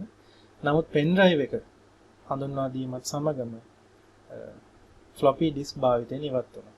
එතකොට අවුරුදු කීපයකට පස්සේ පරිගණකවල ෆ්ලොපි ඩිස්ක් ධාවනය කරන්න පුළුවන් ඩ්‍රයිව් එකක්වත්, ඒ කියන්නේ ෆ්ලොපි ඩිස්ක් දාන්න තැනක්වත් තිබුණේ නැහැ. ඒක භාවිතයෙන් ඉවත් වෙලාම ගියා. අන්න ඒ ආකාරයෙන් තමයි disruptive innovation අපිට හඳුනා ගන්න පුළුවන්. එතකොට උදාහරණ විදිහට දැන් අපි මේ කොටස් නිර්මාණ විදිහට බැලුවොත් එහෙම පළවෙනි පිළිතුර විදිහට ලබා දීලා තියෙන සියලු තරඟකරුවන් විස්ථාපනය කරන නිෂ්පාදන. ඒක නිවැරදි. ඒතර දැනට තරඟකාරීත්වයේ ඉන්න කට්ටියව විස්ථාපනය කළා දානවා. කඩාකප්පල් කළා දානවා කියලා කියන්න පුළුවන්. එතනට පාවිච්චි කරන්න පුළුවන් මේ වගේ යෙදුමක්. එතකොට පළවෙනි පිළිතුර නිවැරදි. නිෂ්පාදනය පාරිභෝගිකයන්ට ඉතා නම්‍ය වන බැවින් එය භාවිතා කිරීම සඳහා ඔවුන් හැසිරීම වෙනස් කළ යුතු නිෂ්පාදන. ඒ කියන්නේ disruptive innovation කියන්නේ කලින් නොතිබිච්ච දෙයක්. ඒ කියන්නේ කලින් නොතිබුණු තාක්ෂණයක්. කලින් භාවිත කරපු නැති අලුත් ක්‍රමවේදයක් තමයි හැම වෙලාවෙම disruptive innovation එකක් කියන්නේ. එතකොට දැන් අපි කැසට් පටි පාවිච්චි කරලා CD30 වලට පාවිච්චි කරන්න මාරු වෙනකොට අපිට කලින් කළා වගේ අපිට කලින් තිබිච්ච කැසට් රෙකෝඩර් එකෙන් කැසට් ප්ලේයර් එකෙන් CD ප්ලේ කරන්න බෑ. අපි අපේ සියලුම ඒ ප්‍රොඩක්ට් එක හා සම්බන්ධ සියලුම දේවල් අපිට වෙනස් කරන්න වෙනවා. එතකොට අපි අපේ හැසිරීම වෙනස් කරගන්න වෙනවා ඒ අලුත් ප්‍රොඩක්ට් එක පාවිච්චි කරන්න අවශ්‍ය වුණා. එතකොට දෙවෙනි පිළිතුරත් නිවැරදි. උසස් සත්‍ය සහ අඩු වියදම් සහිත නිෂ්පාදන. මේක සමහර වෙලාවට සත්‍ය වෙන්න පුළුවන්, සමහර වෙලාවට සත්‍ය නොවෙන්න පුළුවන්. උසස් තත්ත්වයේ වෙන්න පුළුවන්. හැබැයි ගොඩක් වෙලාවට කලින් තිබිච්ච නිෂ්පාදනයට වඩා වියදම මිල ටිකක් වැඩි වෙන අවස්ථා තමයි අපිට ගොඩක් දකින්නට ලැබෙන්නේ. හරි. එම නිසා මේකේ නිවැරදි පිළිතුර C විදිහට සටහන් කරන්න පුළුවන්. 15 වෙනි ප්‍රශ්නය. බ්ලොක්චේන් සම්බන්ධයෙන් සත්‍ය නොවන ප්‍රකාශය වන්නේ. එතකොට බ්ලොක්චේන් ගැන ඔයගොල්ලන්ගේ ටෙක්ස්ට් බුක් එකේ මෙන්න මේ වගේ විස්තරයක් ලබා දීලා තියෙනවා. එතකොට බ්ලොක්චේන් එකේ මේක විද්‍යුත් තාක්ෂණයක් විදිහට තමයි හඳුන්වා දීලා තියෙන්නේ. එතකොට බ්ලොක්චේන් යනු පොත් තැබීම සඳහා යොදා ගන්න ලබන පොදු ඩිජිටල් ලෙජරයක් වන අතර එය සමාජිකින් අතර දත්ත වාර්තා කිරීම සහ හෝමාරු සඳහා පාවිච්චි කරන්න පුළුවන්.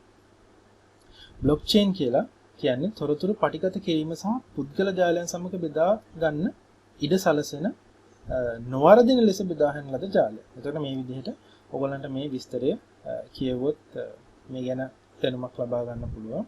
එතකොට බ්ලොක්චේන් කියන්නේ තාක්ෂණයක්. එතකොට බ්ලොක්චේන් තාක්ෂණය පාවිච්චි කරලා අපිට වෙනත් වැඩවලට මේක පාවිච්චි කරන්න පුළුවන්.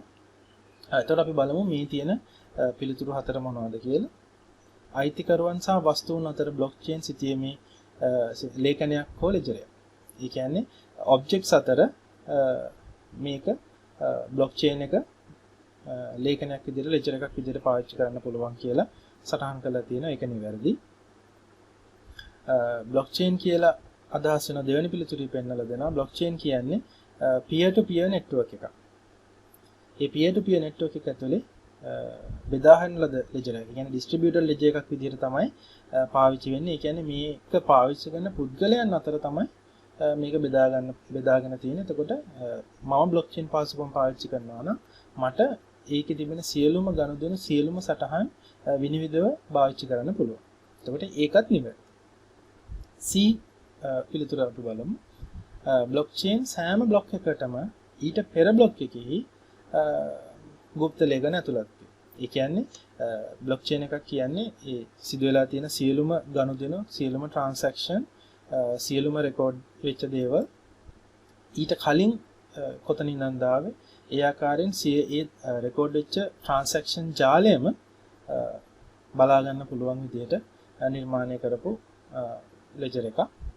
එතකොට ඒකෙන් ක්‍රිප්ටෝග්‍රැෆික් හැෂ් භාවිතයෙන් තමයි මේකේ තියෙන රහසිගතභාවය මේක වෙනස් කළ නොහැකි ආකාරයට පවත්වාගෙන යන්නේ කෙනෙකුට. ඒ නිසා මේකේ බ්ලොක්චේන් තාක්ෂණයට අනුගත වෙන ආකාරයට තමයි මේ පළවෙනි පිළිතුරු තුනම තිබෙන්නේ. හතරවෙනි පිළිතුර, ඒ කියන්නේ නොගැලපෙන පිළිතුර මොකක්ද කියලා අපි බැලුවොත් බ්ලොක්චේන් තනි මාධ්‍යගත අධිකාරී නිර්මාණ ශිල්පයක් විදිහට පාවිච්චි කරනවාද කියලා තමයි දාලා තියෙන්නේ. ඒ කියන්නේ centralized authority architecture. ඒ කියන්නේ බ්ලොක්චේන් කුමක් හෝ එක ආයතනයක් යටතේ ඒ ආයතනයට අයිතිය ඇති ආකාරයට මේ ආයතනින් පාලනය වෙන ක්‍රමවේදයක් නෙමෙයි. මේක කිසිම ආයතනයකට පාලනය කරන්න බෑ. එම නිසා තමයි මේක විනිවිදභාවයෙන් යුතුව හදලා තියෙන්නේ. ඒතර බ්ලොක්චේන් වල තිබෙන ගුණාංගයක් නොවෙන්නේ මේක සම්බන්ධයෙන් සත්‍ය නෙවෙන්නේ. මේක centralized authority එකක් නැහැ මේකේ. මේක distributed ledger එකක් හින්දා මේකේ authority එකක් කාටවත් නැහැ. එම නිසා මේකට වෙනස්කම් කරන්න බෑ. එම නිසා මේක ආරක්ෂා කරනවා. එම නිසා මේකේ පිළිතුර D විදිහට ලකුණු කරලා තියෙනවා. හරි. දැන් අපි යමු 16 වෙනි ප්‍රශ්නෙට. පහත සඳහන් ප්‍රකාශ වලින් සත්‍ය වන්නේ කුමක්ද? බිට්කොයින් යනු විමධ්‍යගත গুপ্ত කේත. decentralized cryptocurrency මුදල් වර්ගය. බිට්කොයින් කියන්නේ decentralized cryptocurrency මුදල් වර්ගය. දෙවැනි එක. බිට්කොයින් යනු ගනුදෙනු සඳහා බැංකුවක් හෝ රජය අවශ්‍ය නොවන මුදල් වර්ගය. බිට්කොයින් යනු ෆියට් මුදල් වර්ගයක්. ඒ කියන්නේ විවහාරික භාවිතයේ තියෙන මුදල් වර්ගයක්. ෆියට් මනි නෙමෙයි. එතකොට මේ තුනම නිවැරදි විදිහට තමයි දක්වලා තිබෙන්නේ. එතකොට මේ පිළිබඳ ඔයගොල්ලෝ මේක වැඩිදුරටත් කියවුවොත් මේ බිට්කොයින් ගැන ටිකක් දීර්ඝ විස්තරයක් ඔයගොල්ලන්ගේ ටෙක්ස්ට් බුක් එකේ අඩංගු වෙනවා. එතකොට මේ බිට්කොයින් කියන එක ලෝකයේ කිසිම මහ බැංකුවකින් සහ කිසිම රජයකින් පාලනය වෙන්නේ නැති තනිව ක්‍රියා කරන මුදල් හුවමාරු ක්‍රමවේදයක්. එතකොට බිට්කොයින් එකට හුවමාරු වගේක් දැන්ට ලෝකේ පවතිනවා. එතකොට මේ බිට්කොයින් අයිති පුද්ගලයන්ට මේක ඩොලර්ස් වලට වෙනත් මුදල් ඒකක වලට මාරු කර ගැනීමට දැන් හැකියාවක් තිබෙනවා. එතකොට මේ මුදලේ හුවමාරු වටිනාකම තීරණය කරන්න රජයකට බෑ. මේ මුදල් වර්ගය මුදල් අච්චු ගසලා රජයකට පවත්වාගෙන යන්න බෑ. එම නිසා මේ මුදල් වලට කිසිම බලපෑමක් කිසිම බැංකුවකට කිසිම රජයකට කරන්න බෑ. එතකොට මේ මුදල් වර්ගය තනිකරම රඳා පවතින්නේ අපි කලින් ප්‍රශ්නේදී කතා කරා වගේ ක්‍රිප්ටෝකරන්සි concept එකේ තමයි මේක රඳා පවතින්නේ. එම නිසා මේ සියලුම පිළිතුරු සත්‍යයක්. ඒ නිසා D පිළිතුර නිවැරදි විදිහට මෙතන ලකුණු කරලා තිබෙනවා. 17 වෙනි ප්‍රශ්නේ. හිස්තැනක් ලබා දීලා තියෙනවා යනු දත්ත වෙත අනවසර ප්‍රවේශ පටිගත කිරීම, අනාවරණය කිරීම හෝ විනාය කිරීම ආවරණය කර හා තොරතුරු ආරක්ෂා කිරීම සඳහා ගනු ලබන ප්‍රැක්ටිස් සහ ප්‍රිකෝෂන්ස්. ඒ කියන්නේ මෙතනින් පැහැදිලිව සඳහන් වෙනවා මේ දත්තවලට අපි මේ දත්ත කොහොමද ආරක්ෂා කරගන්නේ. එතකොට අපි මුළු පද්ධතියම සලකා බලද්දී පද්ධතියේ තිබෙන කොටස් කීපයක් ආරක්ෂාව පිළිබඳ සැලකුවා. එතකොට තොරතුරු තාක්ෂණය ගැන අපි කතා කරොත් ඒකේ security IT security කියලා කියනවා, cyber security කියලා කියනවා. මේ දේවල් කතා කරද්දී අපි මේක කොටස් වලට බෙදා ගන්නවා. එතකොට අපි අහලා පුරුදු වචනයක් තමයි network security. ඒ කියන්නේ මේ අපේ ජාලය කොහොමද ආරක්ෂා කරගන්නේ. ඊට පස්සේ අපි ආයෙත් අපිට ඇහිලා තියෙනවා මේ database එක protect කරගන්නවා. ඒ කියන්නේ වෙන කෙනෙකුට ඇතුල් වෙන්න බැරි වෙන්නේ සහ මේකේ තියෙන දත්ත වෙනස් කරන්න බැරි වෙන්න, මකන්න බැරි වෙන්න database එක secure කරගන්න. ඊට පස්සේ අපිට කතා කරන්න පුළුවන් information කොහොමද secure කරගන්නේ. මීට අමතරව දැන් මේ පළවෙනි කාරණා තුනම තාක්ෂණික කාරණා. මීට අමතරව අපිට physical security අවශ්‍යයි. ඒ කියන්නේ අපේ තිබෙන උදාහරණයක් විදිහට අපි හිතමු අපේ සර්වර් එකක් තිබෙනවා කියලා ආයතනයේ සියලුම දත්ත අඩංගු වෙනවා. ඒ සර්වර් එකට network security, database security මේ දේවල් මෘදුකාංගමකින් ලබා ගන්න පුළුවන් අපිට. නමුත් අපි ඒත් එක්කම අපි කල්පනා කරන්න ඕන මේ සර්වර් එකට physical security එකක්. ඒ කියන්නේ කෙනෙකුට මේ සර්වර් එක ගලවගෙන යන්න අවස්ථාවක් තියෙන. ඒකට security දැම්මට වැඩක් නැහැ. සර්වර් එක කවුරු හරි ගලවගෙන ගියොත්.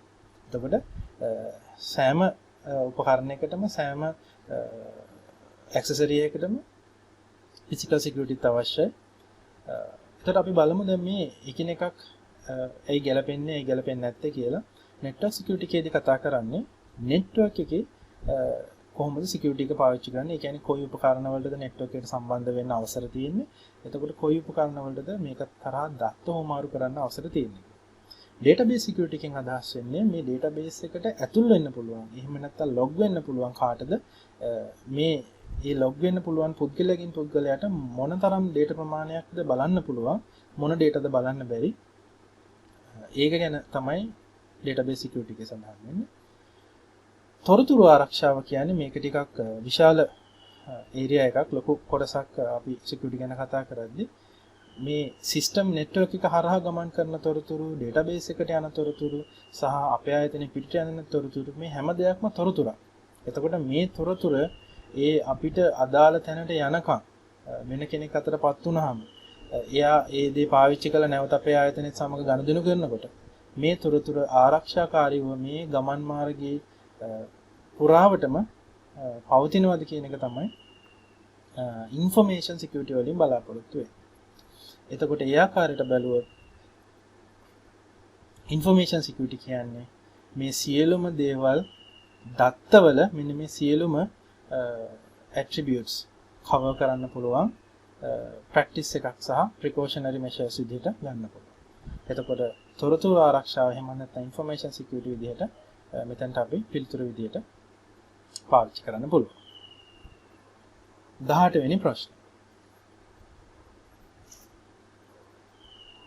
ක්‍රියාකාරීත්වයක් නොමැති පැරණි උරුමය එහෙම නැත්නම් legacy හෝ කළමනාකරන තොරතුරු පද්ධතියක් තිබීම ආයතනවල තාක්ෂණය සඳහා ආයෝජනය කිරීමට අවශ්‍යතාවයක් පැන නොමැති. ක්‍රියාකාරීත්වයක් නොමැති. ඒ කියන්නේ මේ පරණ වුණාට කමක් නැහැ. හැබැයි අපිට අවශ්‍ය ක්‍රියාකාරීත්වය තිබෙන්න අවශ්‍යයි. ඒ කියන්නේ අද වන විට මේ මොහොතේදී අපිට අවශ්‍ය ක්‍රියාකාරීත්වය, මේ මොහොතේදී අපිට අවශ්‍ය ෆන්ක්ෂනැලිටි එක මේ සිස්ටම් එකේ තියෙනවා නම් ඔව් අපිට අලුත් සිස්ටම් එකකට හෝ මේ තියෙන සිස්ටම් එක තව දියුණු කරන්න මුදල් ආයෝජනය කරන්න අවශ්‍ය වෙන්නේ නැහැ. නමුත් ක්‍රියාකාරීත්වයක් නැත්නම් අපිට එහෙම අවශ්‍ය වෙනවා. ඒකට අපිට ඒක මේ මම පල්ලෙහෙන් දක්වලා තියෙන ටෙක්ස්ට් බුක් එකේ තියෙන තියරි එක බලන්න අවශ්‍ය වෙන්නේ නැහැ. මොකද මූලික අවශ්‍යතාවය වෙන්නේ අපිට අවශ්‍ය වැඩ ටික කරගන්න පුළුවන් වෙනවා. ඒකට එහෙම පුළුවන් නම් පරණ software එක, එහෙනම් legacy software එකක් කියන එක ප්‍රශ්නයක් නෑ. මොකද අපිට දැන් වැඩ ටික කරගන්න පුළුවන්. හැබැයි ක්‍රියාකාරීත්වය නොමැති නම් අපිට අවශ්‍ය ඊම අවස්ථාවේදී ආයෝජනය කළා ඒක නිවැරදි කරගන්න සිද්ධ වෙනවා. එතකොට මේ ස්ටේට්මන්ට් එක අසත්‍යයි. එතකොට මම මේ පල්ලෙහෙන් දක්වලා තිබෙනවා ඉංග්‍රීසි ටෙක්ස්ට් බුක් එකේ එකත් සිංහල ටෙක්ස්ට් බුක් එකේ එකත් දෙකම දක්වලා තිබෙනවා. එතකොට පළවෙනි කරුණෙන් මේගොල්ලෝ කියන්නේ legacy. ඒ කියන්නේ නැත්නම් පරණ legacy or management information system that lacks functionality. එතකොට මේ දක්වලා තිබෙන්නේ ආයතනයක් ඇයි නව තාක්ෂණය සඳහා යොමු විය යුත්තේ. එතකොට ඒ කරුණු හයක් ඒගොල්ලෝ දීලා තිබෙනවා. එතකොට මේ කරුණු හයෙන් පළවෙනි කරුණ දෙස සටහන් වෙන්නේ පරණ සිස්ටම් එකක් තිබෙනවා නම් අපිට අවශ්‍ය දේ අද වෙනකොට කරගන්න බැරි. ඒක මූලිකම හේතුව. ඒ වගේ තව හේතු කීපයක් දක්වලා තිබෙනවා. එතකොට මේ ස්ටේට්මන්ට් එක නිවැරදි වෙන්නේ නැහැ. මේක අසත්‍ය ස්ටේට්මන්ට් එකක් විදිහට අපිට බලා ගන්න පුළුවන්. දැන් අපි යමු 19 වෙනි ප්‍රශ්නෙට. e-commerce සහ e-business අතර වඩාත්ම යථාර්ථවාදී සම්බන්ධය කුමක්ද? එතකොට අපි බලමු කොහොමද මේක ටෙක්ස්ට් බුක් එකේ දක්වලා තිබෙන්නේ කියලා. E-business is the use of electronic technologies. E-business is the use of electronic technologies, including internet, to support and transform business processes, while e-commerce is the use of electronic technologies, including internet, to buy and sell products and services. එතකොට මේකදී මේ පැහැදිලිව ඒගොල්ලෝ වෙන් කරලා අපිට ලබා දීලා තියෙනවා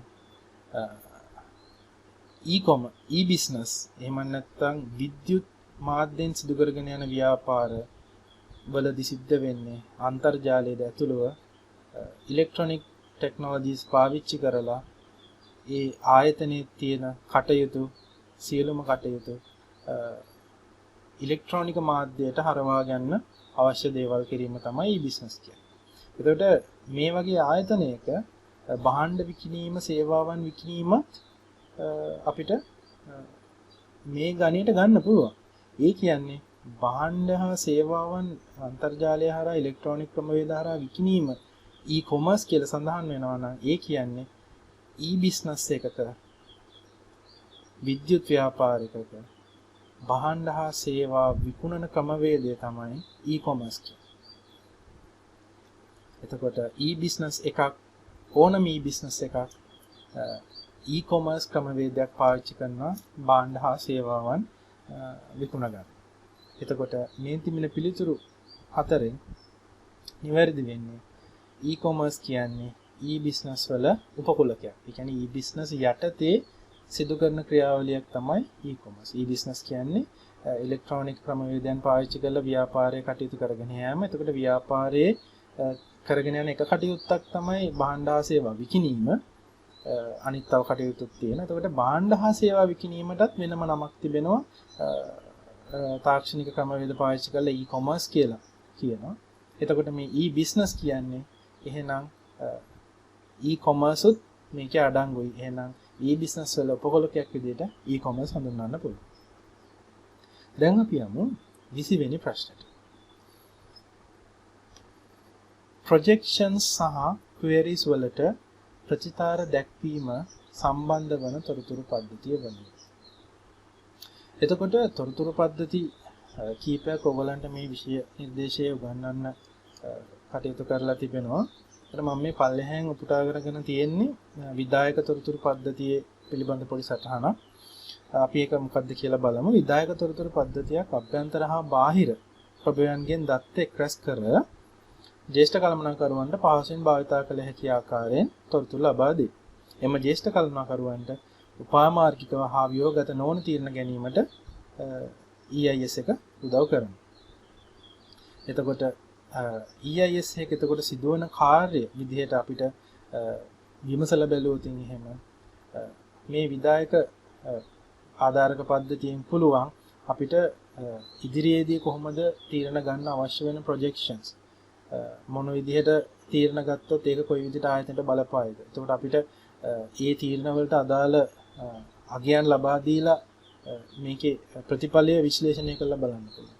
එතකොට මේ වගේ පද්ධතියකින් අපිට ඉහළ කළමනාකාරීත්වයට ඉදිරියේදී ආයතනයේ කොහොම හැසිරෙයිද යම් යම් වෙනස්කම් සිදු කිරීම මත කියන එක ප්‍රොජෙක්ට් කරලා බලන්න. ඒ කියන්නේ ප්ලෑන් කරලා බලන්න මේ සිස්ටම් එක පාවිච්චි කරන්න පුළුවන්. එතකොට විධායක ආධාරක පද්ධතිය විදිහට තමයි මේ සිස්ටම් එක නම් කරලා තියෙන්නේ. එතකොට මේ සිස්ටම් එකේ මෙන්න මේ ක්‍රියාවලියට ප්‍රොජෙක්ෂන්ස් සහ ක්වෙරීස් වලට ප්‍රතිචාර දක්වීම මේ සිස්ටම් එකෙන් අපිට ලබා ගන්න පුළුවන්. මේ සිස්ටම් ඔක්කොගම ගැන මේ හතරම ගැන පැහැදිලි විස්තරයක් ඔයගලන්ට ටෙක්ස්ට් බුක් එකේ ලබා දීලා තියෙනවා. ඒක නිසා ඒක හොඳින් කියවලා තේරුම් ගන්න. හරි. අපි දැන් යමු 21 වෙනි ප්‍රශ්නෙට. කළමනාකරන තොරතුරු පද්ධතිය MIS. හි පරමාර්ථයක් නොවන්නේ පහත සඳහන් ප්‍රකාශ අතරින් මොනවාද? එතකොට MIS එක ගැන ටෙක්ස්ට් බුක් එකේ මෙන්න මේ ආකාරයෙන් ඔයගලන්ට පල්ලෙහා මේ පේන ආකාරයෙන් දක්වලා තිබෙනවා. දකුණු පැත්තෙන් දක්වලා තිබෙන්නේ ඉංග්‍රීසි මාධ්‍ය ටෙක්ස්ට් බුක් එකේ කොහොමද ඒක දක්වලා තියෙන්නේ කියලා. වම් පැත්තෙන් තියෙන ඔයගලන්ගේ සිංහල මීඩියම් ටෙක්ස්ට් බුක් එකේ කොහොමද තියෙන්නේ කියලා. මේ ලක්ෂණ බැලුවොත් එහෙම මෙහෙම සහ කළමනාකරන පාලන මට්ටම් වල ව්‍යුහාත්මක තීරණ වලට සහාය වෙනවා. මෙහෙම වාර්තා නිර්මාණය කරන්න උදව් වෙනවා. MIS වල විශ්ලේෂණ හැකියාව නම් අඩුයි. හැබැයි සාපේක්ෂව නම්‍යශීලී. ඒ කියන්නේ අපිට ඒ වාර්තා ලබා ගැනීමේදී අවශ්‍ය විදිහට වාර්තා ලබා ගන්න පුළුවන්. මේ පද්ධතිය ආයතනයේ අභ්‍යන්තර තොරතුරු සමග තමයි කටයුතු කරන්නේ. බාහිර තොරතුරුත් මේ පද්ධතිය ලබාගෙන අපිට තීරණ ගන්න උදව් කිරීමක් සිදු කරන්නේ. ආයතනයේ ඇතුලේ පවත්න තොරතුරු ආයතනයේ ඩේටාබේසස් වල තියෙන තොරතුරු භාවිතා කරලා අපිට වාර්තා ලබා ගන්න පුළුවන්. නම්‍යශීලී විදිහට වාර්තා ලබා ගන්න පුළුවන්. එතකොට ඉංග්‍රීසි මාධ්‍යෙනුත් ඒක සටහන් කරලා තියෙන support structured decisions at operational and management level control levels, designed to report on existing operations, have a little analytical capability, විශ්ලේෂණ හැකියාව අඩුයි, සාපේක්ෂව නම්‍යශීලී කමක් තමයි තිබෙන්නේ, have an internal focus. ඒ කියන්නේ අභ්‍යන්තරයේ තියෙන තොරතුරු සමග තමයි මේක කටයුතු කරන්නේ. එතකොට මේ ලබා දීලා තියෙන පිළිතුරු අපි බැලුවොත් එහෙම තීරණ ගැනීමේ ක්‍රියාවලියට පහසුකම් සපයනවා. එතකොට තීරණ ලබා දෙන්නේ නැහැ මේකෙන්. නමුත් තීරණ ගන්න ක්‍රියාවලියට මේ ව්‍යුහාත්මක තීරණ වලට සහාය වීම කියන්නේ මේ තීරණ ගන්න ක්‍රියාවලියට අවශ්‍ය තොරතුරු මේකෙන් ලබා දෙනවා. කළමනාකරණයේ සෑම මට්ටමකටම අවශ්‍ය තොරතුරු සපයා ගන්න පුළුවන්. ඔව්. එතකොට මේකේ මෙහෙම වාර්තා ලබා ගත්තාම කළමනාකරණයේ ඉහළ කළමනාකරණයට වෙනකම්ම මේ තොරතුරු පාවිච්චි කරලා ඒගොල්ලන්ගේ කාර්යයන් සිදු කරගන්න පුළුවන්. එතකොට ඕනෑම වෙලාවක තීරණ ගැනීමේදී සහායට මේකෙන් ලබා ගන්න මේ MIS එකෙන් ලබා ගන්න වාර්තා අපිට උදව් කරගන්න පුළුවන්. පද්ධතිය සඳහා පුද්ගලයන් බඳවා ගැනීම.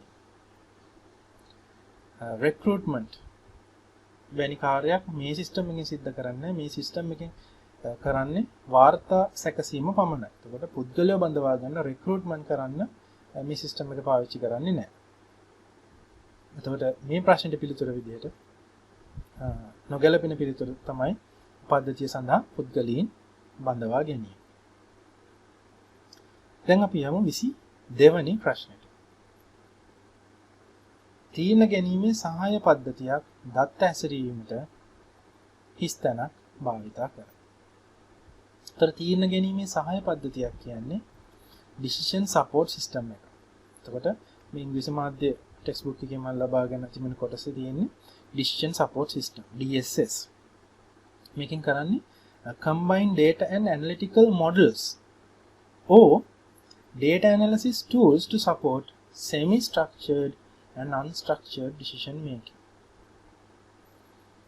එතකොට තීරණාත්මක ආධාර පද්ධති දත්ත හා විශ්ලේෂණ ආකෘති හෝ දත්ත විශ්ලේෂණ මෙවලම් ඒකාබද්ධ කොට අර්ධ ව්‍යුහගත නොවන තීරණ ගැනීමේදී සහාය වෙනවා කියලා තමයි සටහන් කරලා තියෙන්නේ. එතකොට මේ තීරණවලට මිල මට්ටම් තීරණ කිරීම, නිෂ්පාදන පිළිබඳ ගන්න තීරණ, මේ හැම දෙයකටම decision support, ඒ කියන්නේ decisions ගන්න support එකක් විදියට මේ system එක පාවිච්චි කරන්න පුළුවන්. එතකොට තීරණ ගැනීමේ සහාය පද්ධතියක් ලෙස දත්ත ඇසුරීමට ආකෘති පාවිච්චි කළා තමයි analytical models පාවිච්චි කරලා අපිට පෙන්නනවා මේ තීරණය ගත්තොත් කොයි විදිහටද සිද්ධ වෙන්නේ. ඒ කියන්නේ අද දවසේ මෙච්චර items ගානක් හැදුවොත් මේ සතිය අවසානයේ වෙද්දී අපිට items කීයක් හදාගන්න පුළුවන්ද මෙන්න මේ ප්‍රමාණයේ staff එකක් පාවිච්චි කරලා. එතකොට ඒකට ආකෘතියක් මාර්ගයෙන් අපිට මේකට තොරතුරු ගන්න මේ සිස්ටම් එක පාවිච්චි කරන්න පුළුවන් අපේ හැම ප්ලෑනින් කටයුත්තකදී. එතකොට ආකෘති එහෙම නැත්නම් මොඩල්ස් පාවිච්චි කරලා තමයි තීරණ ගැනීමේ සහාය පද්ධතියක් එහෙම නැත්නම් decision support system එකක කාර්යය සිද්ධ වෙන්නේ. දැන් අපි යමු 23 වෙනි ප්‍රශ්නෙට. Dimension attributes and measure attributes. ලෙස ආදර්ශනය කළ හැකි දත්ත මල්ටි ඩයිමෙන්ෂනල් දත්ත ලෙස හැඳින්වේ. එතකොට දත්තවල තියෙන්න පුළුවන් අපිට ඒ දත්ත දකින්න පුළුවන් ක්‍රම කීපයක්. දත්තයක් කිව්වහම සාමාන්‍ය අගයක් පමණක් නෙමෙයි. ඒ දත්තයට හා සම්බන්ධ වෙච්ච වෙනත් මාන හා මිනුම් තිබෙන්න පුළුවන්. දැන් මේ පල්ලෙහෙන් මම දක්වලා තිබෙන්නේ ඔයගොල්ලන්ගේ ටෙක්ස්ට් බුක් එකේ කොටසක් නෙමෙයි. නමුත් මේ කියන අදහස පොඩ්ඩක් පැහැදිලි කරගන්න ඕනම දත්තයක් අපි මේ කම්පැරිසන් එකෙන් බලන්න පුළුවන්. උදාහරණයක් විදිහට ගත්තොත් හිතන්න මේ පරිගණක විකුණන ආයතනය. එතකොට ඒගොල්ලන්ගේ පරිගණක වර්ග තුනක් තියෙනවා. ස්ටෑන්ඩඩ් PC තියෙනවා, එක්සිකියුටිව් PC තියෙනවා, ඇම්බැසඩර් PC කියලා අපි හිතමු. මොඩල්ස් තුනක්, වර්ග තුනක් තිබෙනවා. එතකොට මේගොල්ලෝ මේ පරිගණක දැනට නගර දෙකක විකුණනවා. ටෝකියෝ සහ රෝම්. එතකොට මේ එක් පරිගණක එක මාසෙදී විකුණුම් සිද්ධ කරලා ඒ ලබාගත් අගයන් තමයි මෙතන දක්වලා තිබෙන්නේ. එතකොට ඔයගලන්ට පේනවා ඇති මේ දත්තය සැලකුවාම මේ 4472 කියන දත්තය සැලකුවාම මේකේ dimension attributes සහ measure attributes තියෙනවා. එතකොට මේ 4472 ටෝකියෝ වල කොච්චර විකුණුනාද, රෝම් වල කොච්චර විකුණුනාද, ඒක ජනවාරි මාසේ පළවෙනි සතිය කොච්චර විකුණුනාද, දෙවෙනි සතිය කොච්චර විකුණුනාද කියන ඒ අදහස ලබා ගන්න මේකේ dimension ගොඩක් තිබෙන. ඒකයි මේ පිටිපසට දිගට ඇඳලා තියෙන්නේ. ඒකට ඕනම දත්තයක් අපිට මෙන්න මේ ආකාරයෙන් විශ්ලේෂණය කරන්න පුළුවන්. අපිට පුළුවන් එක්සිකියුටිව් PC එකයි ස්ටෑන්ඩඩ් PC එකයි අතර සංසන්දනය කරලා බලන්න. ඒකට වැඩියෙන්ම විකින්නේ මේක. ඊට පස්සේ අපිට සංසන්දනය කරලා බලන්න පුළුවන් මේ ස්ටෑන්ඩඩ් PC එක ජනවාරි මාසේ විකිනලා තිබුණු ප්‍රමාණයත් එක්ක බලද්දි පෙබරවාරි වෙද්දි ඒක සෑහෙන ඉහළ ගිහිලා තියෙනවා. නමුත් ආයි ඊට පස්සේ මාසවලදී ස්ථාවර තත්යකට පැමිණලා තියෙනවා. එතකොට මේ විදිහට අපිට මාන ගුණාංග එහෙම නැත්නම් dimension attributes එහෙම නැත්නම් මිනුම් ගුණාංග විදිහට මේක දක්වලා මේ දත්තය අපිට වඩාත් ඵලදායී විදිහට පාවිච්චි කරන්න පුළුවන්. ඒක අපි software වල මේ database සම්බන්ධ software වල මේක අඩංගු වෙන ක්‍රමවේදයක්. එතකොට මේ data එකක් අපිට බහු මාන තියෙන එහෙම නැත්නම් multi dimension තිබෙන. කියන්නේ එක මානයක් විතරක් නෙමෙයි. බහු මානයක් විදිහට දකින්න පුළුවන්. multi dimensional data එකක් විදිහට හඳුන්වන්න පුළුවන්. අපි 24 වෙනි ප්‍රශ්නෙට යමු.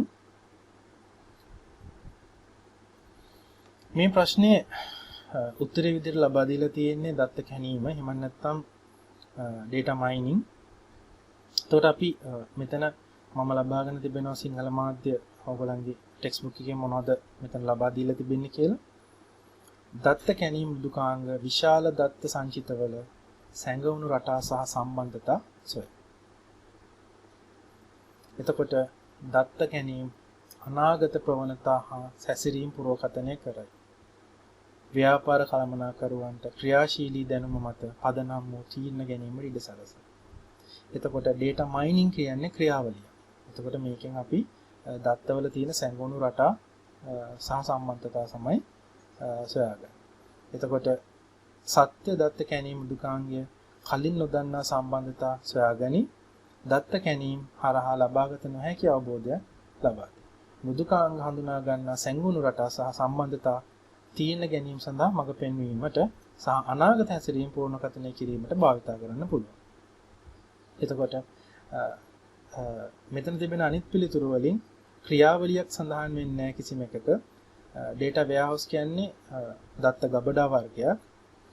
data marts කියන්නේ data warehouse වල තියෙන දත්ත ගබඩා වෙන කොටස් වලට වෙන් කරලා තිබෙන අවස්ථාවක්. metadata කියන්නේ දත්ත පිළිබඳ හැඳින්වීමක් ලබා දීලා තියෙන අවස්ථාව. එතකොට මෙතන B විදිහට දක්වලා තියෙන data mining තමයි මෙතනදී තියෙන එකම ක්‍රියාවලියක් විදිහට තියෙන්නේ. එතකොට මෙන්න මේ ක්‍රියාවලිය තමයි අනාගත ප්‍රවණතා සහ හැසිරීම් පුරෝකථනය කරන්න අපිට පාවිච්චි කරන්න පුළුවන් data mining ක්‍රියාවලියෙන් තමයි දැනට සිදු වෙලා තියෙන්නේ කොහොමද මේ දේ. එම නිසා අනාගතයේදී මේක කොහොම වෙන්න පුළුවන්ද කියලා ඒ අවශ්‍ය තීරණ ගන්න data mining ක්‍රියාවලිය අපිට පාවිච්චි කරන්න පුළුවන්. එහෙනම් පළවෙනි කොටසේ දැන් අපි 25 වෙනි ප්‍රශ්නේ අවසාන ප්‍රශ්නේ අපි කතා කරන්නේ IoT. එහෙම නැත්නම් Internet of Things.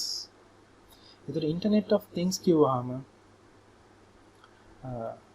මෙතන දක්වලා තිබෙනවා people, process, security, things. එතකොට Internet of Things. එහෙනම් දේවල් අනිවාර්යයෙන්ම තියෙන්න පුළුවන්. එතකොට ඉන්ටර්නෙට් එකේ ගොඩාක් අපි මෙතන විස්තර මේගොල්ලෝ ලබා දීලා තියෙනවා Internet of Things ගැන. ඔයගොල්ලෝ මේක කියවලා බලන්න. එතකොට මේ අන්තර්ජාලයම තමයි. නමුත් කලින් අන්තර්ජාලයේදී අපි කතා කරේ අන්තර්ජාලයේ වෙබ්සයිට්ස්, වීඩියෝස්, ඒ වගේ ইনফরমේෂන් තියෙනවා කියලා. හැබැයි දැන් අද වෙනකොට අපි අන්තර්ජාලයේ ඒවට අමතරව things එහෙම නැත්නම් වෙනත් දේවලුත් අන්තර්ජාලයට එක් කරලා තිබෙනවා. එතකොට ඒ දේවල් එක් කරලා තියෙන ඒ දේවල් ඒවා එක් කිරීමේදී සිකියුරිටි එක කොහොමද බලපාලා තියෙන්නේ සහ ඒවා කොයි විදිහේ ක්‍රියාවලියක්ද මේ අන්තර්ජාලය තුළ සිද්ධ කරන්න කියන ඒ කොටස් ඔක්කොම මේකට අන්තර්ගතයි.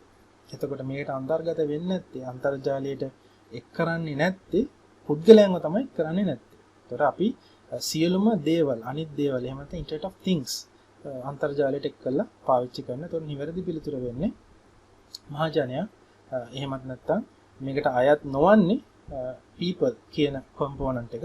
අනිත් දේවල් අන්තර්ජාලයට අවශ්‍ය වෙනවා. ඒතර අන්තර්ජාලයේ මේ හැම දෙයක්ම අදාළ වෙනවා. ජංගම දුරකථන, මෝටර වාහන, ස්මාර්ට් පවර් මීටර්ස් මේ හැම දෙයක්ම අන්තර්ජාලයට දැන් සම්බන්ධ කරලා තියෙන නිසා Internet of Things කියන concept එක ගැන අපි මේ දවස්වල කතා කරමු.